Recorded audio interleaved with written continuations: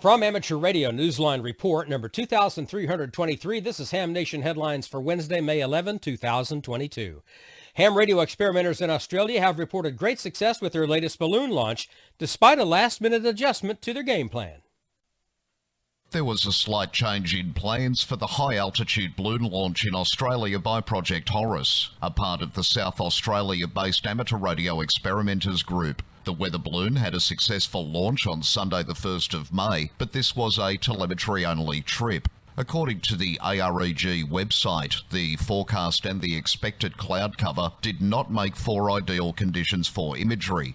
The experimenters group said the flight's goal was to provide receivers in the central South Australia region with a chance to receive the telemetry using the Horus GUI software. The balloon carried a single 70-centimetre beacon on board. The experimenters group noted on their website, quote, "Every piece of telemetry data is valuable to the flight tracking and recovery teams," end quote. Despite the adjustment in plans, organisers proclaimed the flight a success. An enthusiastic Mark Jessup, VK5QI, the lead member of Project Horus, announced on Twitter, quote, "Great to see so many stations receiving," end quote.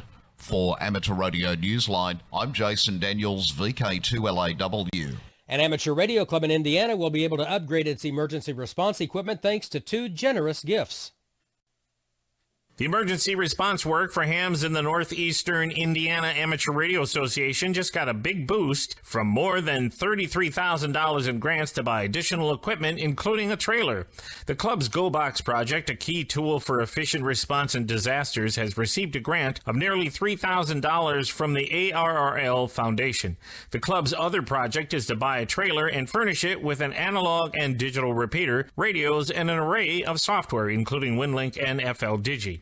That effort has just been given a grant of nearly $30,000 from San Diego-based Amateur Radio Digital Communications. When the trailer is not in use, supporting the activity of amateur radio emergency services, it will be taken to public events to be part of various amateur radio demonstrations and public education. For Amateur Radio Newsline, I'm Stephen Kinford, NAWB. And congratulations are in order for one of our Newsline and Ham Nation family. Newsline anchor Paul Brown, WD9GCO, has the details. Congratulations to Newsline's own Amanda Alden, K1DDN, who will be taking up the responsibility of serving as the ARRL Colorado section manager starting on July 1st. Amanda will succeed Robert Wareham, N0ESQ, whose resignation takes effect on June 30th. The ARRL announced the change in leadership on Friday, April 29th on its website. Robert cited time constraints as his reason for stepping down following his long period of service within the league. He has been Public Information Coordinator, Section Emergency Coordinator, and State Government Liaison.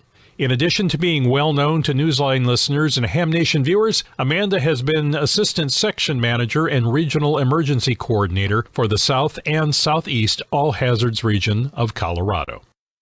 A reminder, the nominating period for the 2022 Bill Pasternak WA6 ITF Amateur Radio Newsline Young Ham of the Year Award is now open. The nominating form can be found on our website, arnewsline.org. Hover your mouse over Awards and you'll see it in the top of the drop-down menu. We invite you to join us in Alabama at the Huntsville Ham Fest on Saturday, August 20th, as we present the award live on the main stage. To learn more about the Huntsville Hamfest, please visit hamfest.org. And that's all from the Amateur Radio Newsline, your independent source for amateur radio news for 4 decades and counting at arnewsline.org.